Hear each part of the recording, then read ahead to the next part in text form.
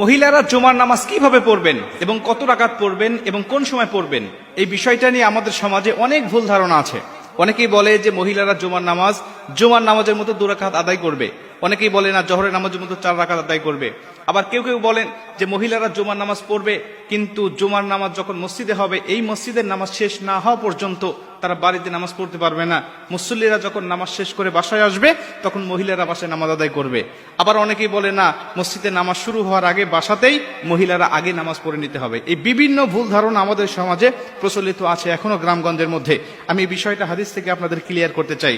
সুনানে আবু দাউদ শরীফে বর্ণনায় আল্লাহ রাসূল সাল্লাল্লাহু আলাইহি ওয়াসাল্লাম বলেন, প্রত্যেকটা মুমিনের জন্য অবধারিত করে দেওয়া হয়েছে, তারা রাসূল সাল্লাল্লাহু আলাইহি ওয়াসাল্লাম বলছেন প্রত্যেকটা মুমিনের জন্য আবশ্যিক করে দেওয়া হয়েছে তারা মসজিদে গিয়ে ইমামের পিছনে জামাতের সাথে তারা জুমার নামাজ আদায় করবে। কেবলমাত্র শুধুমাত্র 4 প্রকার ব্যক্তি ছাড়া, এই 4 প্রকার ব্যক্তির উপরে আবশ্যক নয়, তারা বাড়িতে নামাজ আদায় করতে পারবে। এদের মধ্যে প্রথম নম্বর হলো কৃত দাস দাসী, যারা অন্যের অধীনে ছিল, যারা মালিকের অধীনে ছিল। অনেক মালিক ছিলেন, অনেক মুনিব ছিলেন যারা বিধর্মী। কৃত দাস দাসীদেরকে ছুটি দিত না নামাজ পড়ার জন্য, ধর্ম পালনের জন্য। আল্লাহ পাক তাদের উপরে আবশ্যক করেন নেই, তারা বাসায় নামাজ আদায় করলে হয়ে যাবে।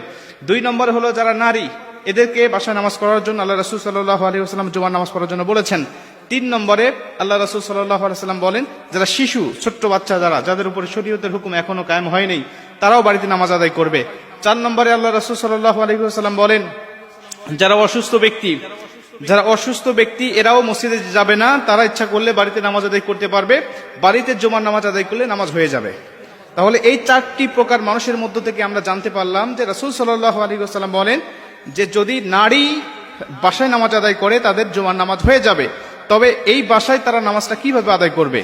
যেহেতু একাকী নামাজ আদায় করতে হবে, অবশ্যই একাকী নামাজ যখন পড়বে সে জুমার নামাজ আদায় করবে না। সে 2 রাকাত নামাজ পড়লে নামাজ হবে না, তাকে 4 রাকাত জোহরের মতো করেই নামাজটা আদায় করতে হবে। আমাদের সমাজে হাজারো মহিলারা আজও এই ভুলটা করে যাচ্ছে, তারা শুধুমাত্র 2 রাকাত নামাজ আদায় করছে। আর এটা সজ্ঞানের শেষ ছায় যদি তারা এইভাবে করে আসে, অতীতে অনেকবার করেছে, এজন্য আল্লাহ পাকের কাছে ক্ষমা চাইতে হবে এবং এই নামাজগুলোকে কাজা আদায় করে দিতে হবে। কেন? সে একাধিক দিন, একাধিক সপ্তাহে সে জুমার নামাজ বা জোহরের নামাজটাকে সে ত্যাগ করেছে, সে 4 রাকাতের জায়গায় 2 রাকাত পড়েছে। এর জন্য অবশ্যই তাকে গুনাহগার হতে হবে যতক্ষণ না পর্যন্ত সে তওবা করে। এর সাথে সাথে যেহেতু অসুস্থ মানুষও বাসায় নামাজ আদায় করবে, অতএব অসুস্থ মানুষগুলো জুমার নামাজ তো আদায় করতে পারবে না। 2 রাকাত নামাজ আদায় করলে তাদের হবে না, অবশ্যই 4 রাকাত করে নামাজ আদায় করতে হবে। জুমার নামাজের এত ফজিলত, এতটা গুরুত্ব আল্লাহ রাসূল সাল্লাল্লাহু আলাইহি ওয়াসাল্লাম দিয়েছেন এবং আল্লাহ পাকও পবিত্র কোরআনের মধ্যে দিয়েছেন।